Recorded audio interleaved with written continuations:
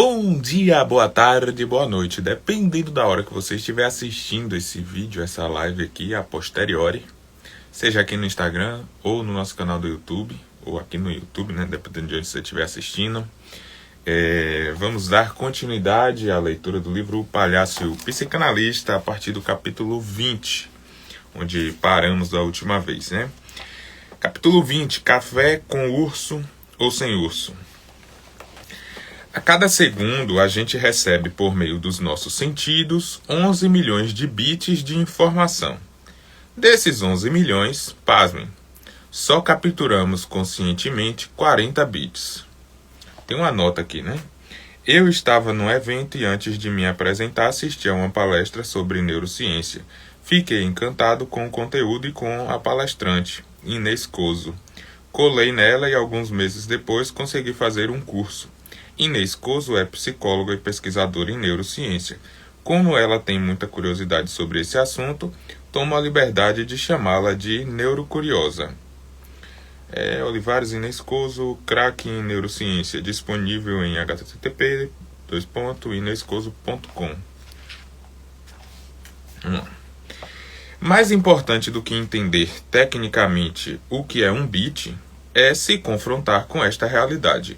De tudo que você está recebendo neste exato segundo, por meio da sua visão, do seu olfato, da sua audição, do paladar e do tato, você só está armazenando míseros 0,00036%. Tipo isso. Aí tem um desenhozinho aqui de um elefante e uma formiga. Em uma comunicação em que você precisa passar uma mensagem, como fazer com que o que você está falando consiga passar por uma fresta tão estreita e seja realmente escutado, não existe uma fórmula mágica para isso. Mas, e sempre tem um mas, que nos derruba ou que nos salva, uma informação pode ajudar, e muito. Nosso cérebro retém aquilo que nos emociona. É claro que os profissionais de propaganda sabem disso. E não à toa, os comerciais de televisão associam seus produtos às sensações que eles podem nos transmitir. Sensações de poder, pertencimento, prazer, amor, etc. Sabem que antes de sermos consumidores, somos pessoas, e que o melhor jeito de nos conquistar é pelas emoções. Essa é a chave de ouro para quem trabalha com vendas. Os melhores profissionais da área compreendem que o cliente quer uma relação autêntica e sincera, e que a relação humana tem sido cada vez mais valorizada e entendida como um vínculo essencial para conquistar a sua fidelidade. Você deve estar se perguntando, mas o que esses palhaços acham que sabem sobre vendas? Bem, posso afirmar sem medo, palhaços e vendedores têm muito em comum. O livro começou dizendo que palhaço e psicanalista tinha muito em comum. Agora é palhaço e vendedores e psicanalistas, né? Se palhaço e psicanalista têm em comum, palhaço e vendedores têm em comum, possa ser que algumas coisas palhaços, psicanalistas e vendedores tenham em comum. Quando digo isso para as equipes de vendas com as quais trabalho, todo mundo acha engraçado, mas não é uma piada. Nós trabalhamos com gente e devemos, antes de tudo, numa abordagem, escutar seus estados físicos e emocionais para vibrarmos na mesma frequência. Nada pior para uma plateia do que um palhaço que chega em dissonância com suas necessidades. Boa tarde, gente! E só tem 5 pessoas exaustas sentadas no auditório. Para um bom palhaço, não existe plateia no genérico. Existe esta plateia composta por estas pessoas e que percebo, escuto, estarem neste estado específico. Ou seja, o palhaço se relaciona com as pessoas que no momento estão público. Dessa forma, quando um palhaço visita um hospital, ele se relaciona com a pessoa que está paciente, com a pessoa que está acompanhante, com a pessoa que está enfermeira, que está médico, que está fazendo limpeza. Da mesma forma, bons vendedores se relacionam com pessoas que estão clientes. E quando isso acontece de maneira genuína, o efeito é tão poderoso que se a pessoa vendedor migrar para o concorrente, as pessoas clientes tendem a acompanhá-la. Fidelidade se dá por 2 fatores, produto e relacionamento. Sempre que o cliente estiver na dúvida entre um produto ou outro, batata. O que desempata o jogo é quem tiver o melhor relacionamento com o cliente. Vou contar uma história que aconteceu comigo. Escuta só. Por cerca de 2 anos, dei aulas regulares de escuta para um grupo de jovens no Bom Retiro, bairro tradicional da cidade de São Paulo. Para quem não conhece o Bom Retiro, imagine um formigueiro. As ruas e calçadas estão sempre abarrotadas de gente. Pessoas de toda parte do Brasil são atraídas pelos ótimos preços de roupas, tecidos e tudo que se encontra em armarinhos, que, no caso do bairro, poderiam ser chamados de armarinhões. Pronto, leitor. Bom Retiro, leitor. Estão devidamente apresentados. Nesse período, raramente eu repetia o lugar onde tomava café antes das aulas. Entrava no boteco mais próximo de onde, a muito custo, consegui estacionar o carro. Esse hábito de café aqui, café acolá, mudou no dia em que, entrando num boteco na rua Três Rios, ouvi uma frase enigmática. Hoje eu fiz um urso. O quê? Como assim? A frase mexeu com todas as sinapses e curiosidades e estourou tudo ao mesmo tempo. Fiz um urso? Como é que alguém pode fazer um urso? E por que hoje? Quer dizer que nos outros dias a pessoa fazia outros bichos? Descobrir o sentido daquilo tornou-se prioridade absoluta e instantânea. Por isso, nem cogitei disfarçar, simplesmente me debrucei sobre a cena. Sentado num banquinho, uma senhora olhava atentamente para sua xícara de café expresso. Do outro lado, a mocinha do balcão se esticava toda para se aproximar da cliente. Fiquei ali por uns instantes, escutando o diálogo corporal estabelecido entre elas. Havia abertura, intimidade e até afeto. Continuei ali na escuta da cena toda, até que a menina do balcão disse, apontando para a xícara. Tá vendo? Aqui, ó, o focinho, olha as orelhinhas. O tom de voz dela era de puro orgulho, e a senhora respondia a isso com acenos positivos com a cabeça. Ambas olhavam atentamente para a espuma do café. A senhora comentou que uma bolha era o olho do bicho e a balconista exclamou que era aquilo mesmo.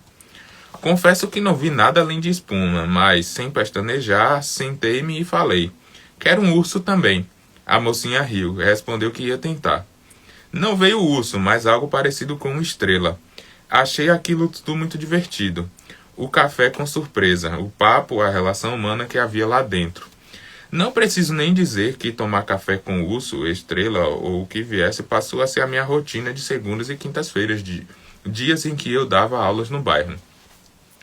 Como a matéria-prima do meu trabalho é o relacionamento humano, sou obcecado por observar a relação entre balconistas e vendedores com seus clientes. Rapidamente percebi que os fregueses eram fiéis. Nas segundas encontrava o público das segundas. Nas quintas, as pessoas das quintas.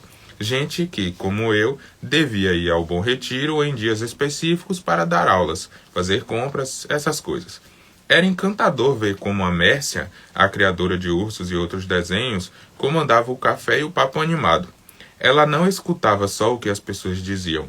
Estava atenta ao estado de cada um e ao que era dito pelos seus silêncios e posturas do corpo. Oi, dona fulana. Cortou o cabelo, hein? Ficou ótimo. Seu Antônio, tô achando o senhor meio borocochô. Posso ajudar? Durante um bom tempo, minhas manhãs de segunda e quinta foram assim, de conversas com a Mércia e os seus clientes, trocando papo furado e fazendo desabafos possíveis na pouca intimidade. Nada muito profundo, miudezas que fazem a vida da gente tão grande. Soube que a Mércia tinha um filho que era solteiro e tinha sonho de cursar alguma faculdade. O seu Antônio morava no bairro há mais de 30 anos e não saía de lá por nada. A dona Neuza era professora ali do lado. Tinha perdido um filho e rezava para ele toda noite. Aquele bar tinha se tornado um espaço de escuta, local de acolhimento e cuidado. Um pequeno milagre no meio do caos. Ao pisar no boteco, deixávamos de ser as formigas da calçada e voltávamos a ser pessoas com sonhos, frustrações, alegrias, saudades e contas a pagar. Até que, numa segunda-feira, uns 7, 8 meses depois, a Mércia me contou que ia sair dali. Não queria mais deixar o filho o dia todo com a mãe, morava muito longe e tinha decidido fazer cursinho. Mostrou, toda orgulhosa, uma apostila. Quarta-feira seria seu último dia de trabalho. A notícia me bateu de um jeito esquisito, mas eu disfarcei e tratei de incentivar. Falei aquelas frases de sempre, tipo, você merece, a gente tem que correr atrás do que quer. Terminei de tomar meu café, dei 2 beijinhos nela e fui embora. Só bem mais tarde eu fui capaz de perceber o que significava bateu de um jeito esquisito. As minhas manhãs de segunda e quinta não seriam mais as mesmas. Eu não teria mais aquele espaço antes de voltar para a loucura da rotina, para escutar aquelas pessoas e também para me sentir escutado por elas.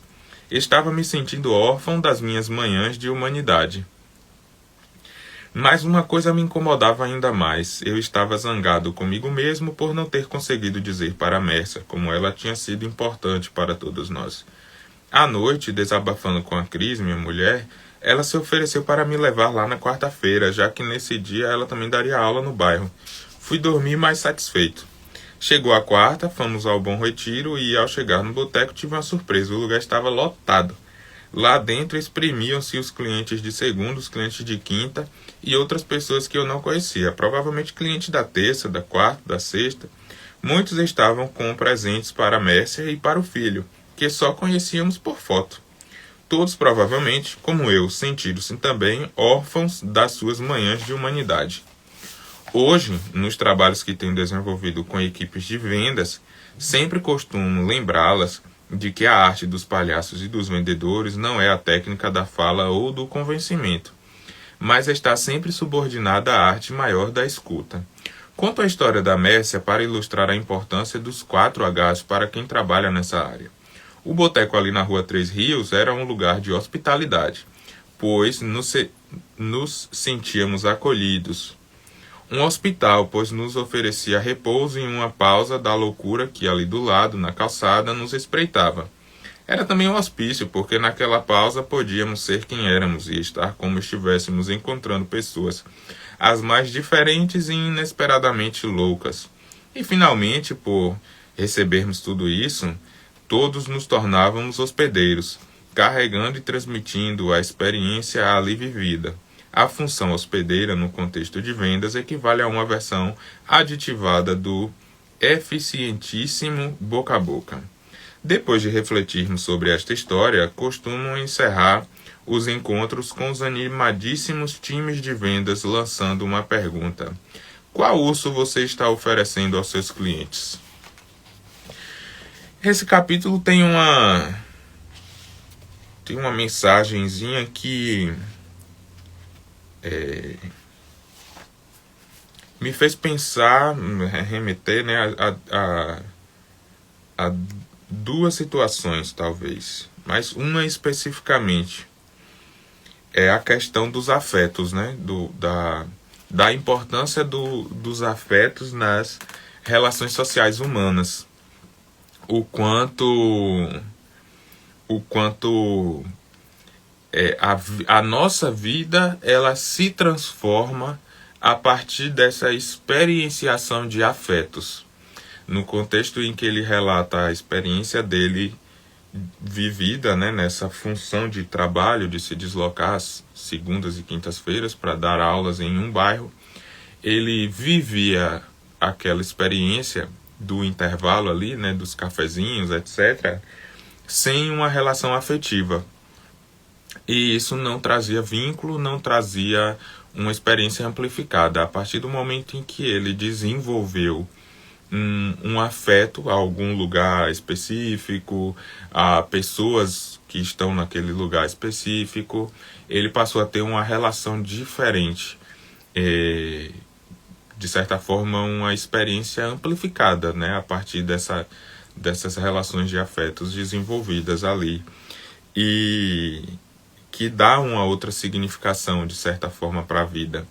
Quando eu ia lendo aqui, me remeteu, né, nessa circunstância a própria experiência terapêutica como uma relação de afeto, onde essa relação terapêutica entre um analista e um analisante, né, ela só se estabelece se houver essa estrutura afetiva, né, que a gente vai chamar num termo mais específico da psicanálise de neurose de transferência ou de relação transferencial, e então só é possível estabelecer isso dessa maneira, com os afetos.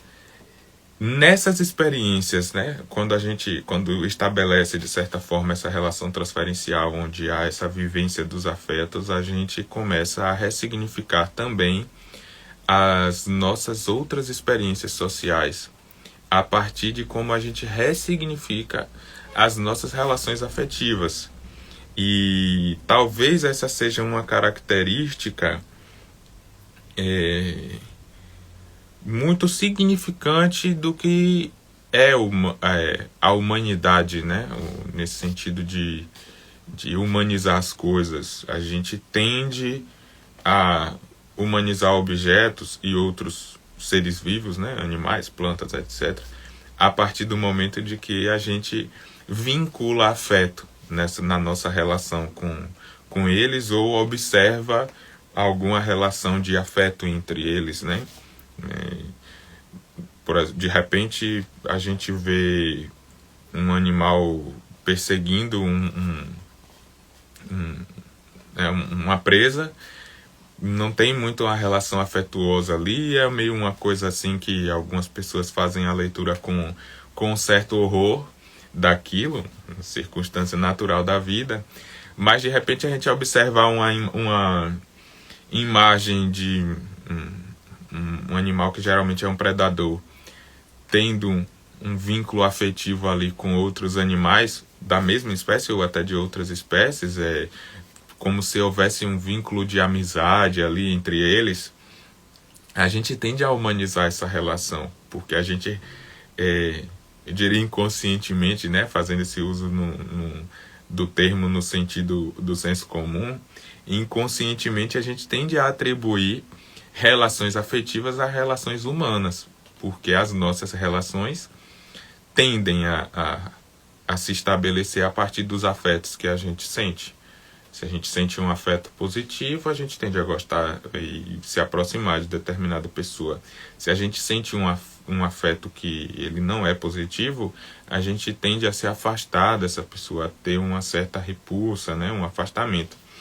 E isso me remete também a pensar os tipos de relações que a gente tem vivido nos últimos tempos, né? As últimas décadas, 2 décadas principalmente, com o distanciamento virtual, que em dado momento surge para aproximar as pessoas.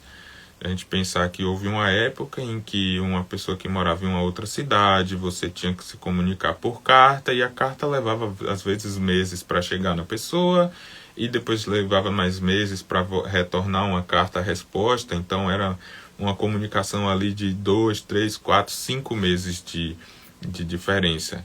E a internet possibilita que seja uma coisa mais imediata. Mas ao mesmo tempo que essa possibilidade de imediatismo aproxima, ela distancia dessas relações de afeto, onde a gente tem se habituado a viver essas relações de uma maneira dentro de uma lógica de consumo, e de uma lógica de consumo consumista, né? Mais especificamente, onde as coisas são descartáveis, o desse ano é inferior ao do ano que vem. Então, no ano que vem, a gente tem que atualizar. E isso acaba indo também inconscientemente para as nossas relações. O meu trabalho desse ano não tá bom, o trabalho do ano que vem eu quero um trabalho melhor ainda, eu quero amizades melhores ainda, eu quero relacionamentos melhores ainda. E isso tudo interfere em como a gente vive as relações de afeto, né? Com o nosso próprio afeto, com a nossa própria maneira de sentir esses afetos. Por mais que ainda, né? Reitero, acho uma forçação de barra essa teoria aqui do livro dos 4 Hs da escuta. Para mim soa como uma forçação de barra, por mais que não sei se para o final do livro eu mude de opinião, mas até então eu continuo, né, sentindo essa mesma coisa, tenho essa mesma sensação quando eu escuto aqui e leio, né, no livro os 4 Hs, hospitalidade, hospital, hospício, hospedeiro. Mas me trouxe essas reflexões aqui enquanto eu ia além do capítulo aqui, eu fiquei pensando a respeito, né, dessa importância dos afetos nas nossas relações. Enfim, vamos Acho que a gente tem um pouquinho de tempo ainda para ler aqui o próximo capítulo, né? O 21. Encrenca, logo, oportunidade. Para muitas pessoas, ainda é surpreendente quando se fala de palhaços que atuam fora de um contexto circense ou teatral. Mas é justamente fora desses espaços que mais atuamos. Hospitais, campos de refugiados, favelas, convenções corporativas. Minha formação passa fundamentalmente pela experiência da rua, e posso dizer que foi nesse ambiente caótico por natureza que não só entendi o que ser realmente palhaço, como também aprendi muito sobre como conviver com a imprevisibilidade da vida. A gente até que se esforça para acreditar que tudo vai acontecer conforme o programado, que está tudo sob controle. Mas vamos falar a verdade. Isso é uma mentira que a gente conta para a gente mesmo, para sermos capazes de suportar o caos que nos cerca. E o caos não se suporta com a insustentável tentativa de controle, mas com abertura, hospitalidade e cuidado. Cuidar nos torna agentes ativos do nosso caminho, enquanto o desejo por controle nos torna reféns de nós mesmos. Caos não se controla, caos se escuta. A rua, a grande mestra, faz questão de a todo instante relembrar ao palhaço de que o imprevisto não interrompe a vida, faz parte dela. Em nossas intervenções, estamos abertos para escutar realidades e acolher o incerto, o imprevisível, o acaso.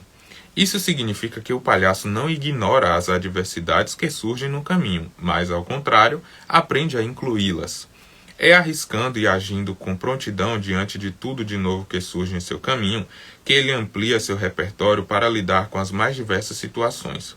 O que dá certo, ele guarda e repete. E com o que dá errado, ele aprende. Peregrinos e andarilhos são também chamados de errantes. Ou seja, errar é criar um novo caminho onde antes não havia. Só vai adiante quem erra. Errar depende de uma certa disposição a se deixar seduzir pelo detalhe e de seduzir outros para a mudança de rota. Aliás, a palavra sedução vem de seduzere, ou seja, tirar do caminho, encantar e atrair. Dessa forma, acertando e errando e jamais se omitindo, ele vai aprendendo a jogar com o cachorro que senta no meio da roda, com a polícia que passa tocando a sirene, com o bêbado que resolve dançar. Ele não se choca contra a realidade, mas aprende a compor com ela, encontrar o ângulo a partir do qual ela pode se tornar encantadora e interessante. Um bom palhaço de rua sabe que se o espetáculo hoje foi ruim, não foi porque o cachorro atravessou no meio, mas sim porque ele não soube lidar com isso. A lógica do encontro está condicionada pela nossa capacidade de acolher o contingente, o imprevisto, o que manca diante de nossas ideias e programações. Vou contar uma história que ajuda a ilustrar tudo isso. Ela aconteceu comigo muitos anos atrás. Escuta só. Durante uns 2 anos, eu me apresentei nas lojas de uma grande rede de livrarias. Levava comigo um grande saco de pano com vários bolsos do lado de fora. Nesses bolsos tinha todo tipo de adereços, bicho de pelúcia, conduítes, vassourinhas, daquelas de criança, tiaras, fitas, crepe, etc. Dentro do saco, vários livros. A coisa funcionava assim. Eu tirava um livro de dentro e, enquanto lia as histórias, colocava os adereços nas pessoas para que elas se transformassem nos personagens. Uma pessoa virava fada, outra esquilo, aquela uma árvore, essa uma janela. Foi um tempo de muito aprendizado. Esses mega stores que ficam dentro de shopping centers não são os lugares mais fáceis para um artista se apresentar. É normal as pessoas estarem com pressa, com suas crianças irritadas de tanto circular de loja em loja, os alto-falantes o tempo todo solicitando que, por favor, o vendedor tal compareça ao setor de não sei o quê. Um belo dia fui me apresentar numa loja dessa rede de livrarias no shopping do interior de São Paulo. O local que me deram para ficar era junto do balcão da lanchonete. Pensei, ok, encosto aqui no balcão e disponho a plateia de frente para mim. Vai ser legal, vai ser até legal porque aqui já tem um público por causa dos comes e bebes. Montei a roda, o pessoal sentou-se no chão, coloquei as costas no balcão e comecei a recitar o poema A Porta, do Vinícius de Moraes. Sou feita de madeira, madeira, matéria morta, mas não há coisa no mundo mais vrum, vrum, vrum, vrum. O poema foi interrompido por um som medonho e altíssimo. Parecia um dinossauro furioso. Assustado, olhei para trás e lá estava o Dino, encostado na parte de trás do balcão. Enorme, redondo e reluzente. A máquina de fazer sucos. O espremedor de palavras. Ao lado dela, várias laranjas cortadas ao meio e o moço da lanchonete focado no serviço.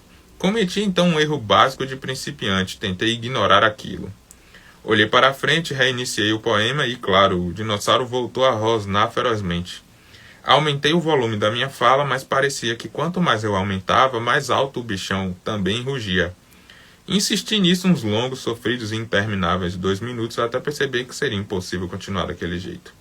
Algumas pessoas já se levantavam para ir embora. Parei de lutar contra a realidade. Era melhor ser hospitaleiro com a minha trágica situação. Respirei fundo e olhei para a plateia com cara de meu Deus, o que eu faço agora? Nesse exato momento começaram a rir. Revelar-me vulnerável nos conectou. As pessoas gostam de ver o palhaço numa enrascada. A partilha da minha dor também deteve aqueles que começavam a se movimentar para sair dali. A breve pausa, um silêncio hospitalar, foi suficiente para eu escutar uma ideia que a Nossa Senhora dos Encrencados soprava em meus ouvidos. Virei então para o moço do balcão e perguntei como funcionava a máquina. Ele foi gente boa e sua explicação confirmou o que eu já suspeitava. Bastava apertar a laranja para a máquina rodar e reagir. Bastava tirar a laranja e o barulho parava. Yes. Virei para a plateia e comuniquei solenemente. A partir de agora nós vamos fazer rap. Virei para o moço do balcão e disse, você vai ser o DJ. Eu abaixo a mão, você bota a laranja. Eu levanto, você tira, ok? Ele concordou meio atônito. Quando você escuta os sussurros que a vida dá, ela te presenteia. Olhei para a frente de novo e olha lá. Tinha um menino com um boné. Pedi emprestado e botei no DJ. Risadas gerais. Ensaiamos uns trejeitos de rappers, mais risadas. Falei que ele era o MC Suquinho, mais e mais risadas. Pedi então que a plateia batesse palmas cadenciadas e, regendo o DJ com a mão, comecei a cantar em ritmo de rap, o poema que o dinossauro havia interrompido. Sou feita de madeira, vrum, vrum, madeira matéria morta, vrum, vrum, mas não há coisa no mundo, vrum, vrum, mais viva do que uma porta. Foi um sucesso retumbante. Palmas, risos e mais risos. Uma festa. Como gente feliz atrai mais gente, o lugar lotou completamente. Todos nós, hospedeiros e transmissores, ficamos ali um tempão fazendo raps com os poemas criados à base de suco de laranja. Nesse dia, aprendi que a arte do improviso é também a arte de escuta. Aprendi que aceitar a realidade não é ser submisso a ela, mas o primeiro e essencial passo para conseguir transformá-la. Aprendi que improvisar é conseguir distinguir os objetivos dos meios para sermos capazes de desapegar dos últimos em favor dos primeiros. Eu não estava lá para recitar poemas, coisa que demorei longos e sofridos minutos para perceber. Estava lá para entreter e criar algo com aquelas pessoas. Esse era o meu objetivo. Ter sido hospitaleiro com a situação adversa foi essencial para conseguir desapegar do meio, recitar poemas e me conectar com o objetivo de outra forma, incluindo o que antes era um grande problema. Relembrei que, ao contrário do que costumam achar, improvisar não é fazer de qualquer jeito, mas sim ter a capacidade de alocar com prontidão todo o seu repertório para manusear e transformar a realidade. Ter assumido o risco de tentar fazer melhor e não aceitar ser engolido pelo dinossauro permitiu domesticá-lo. Acho que nunca a livraria vendeu tanto suco. Nunca o querido baconista fez seu trabalho de um jeito tão divertido. E nunca mais vou me esquecer do dia em que a livraria se tornou um hospício e meus poemas viraram suco. Missão. Se você chegou até esta parte do livro e não está lendo de forma errática e salpicada, já reteve a ideia de que escutar o outro começa por escutar a si mesmo. A escuta do seu liquidificador interno, do seu unicórnio de originalidade interior, de seus sonhos de marmota galopante por sucesso, de tudo aquilo que compõe a sua loucura normalopática. Escutar a si mesmo envolve partir do presente, voltar ao passado e projetar um futuro solucionático para isso. Patologias clínicas, como a depressão, em que ficamos presos ao juízo crítico passado. A ansiedade, na qual o futuro das cartas, com sua impiedosa incerteza, assim como o pânico da angústia, circula em presente eterno.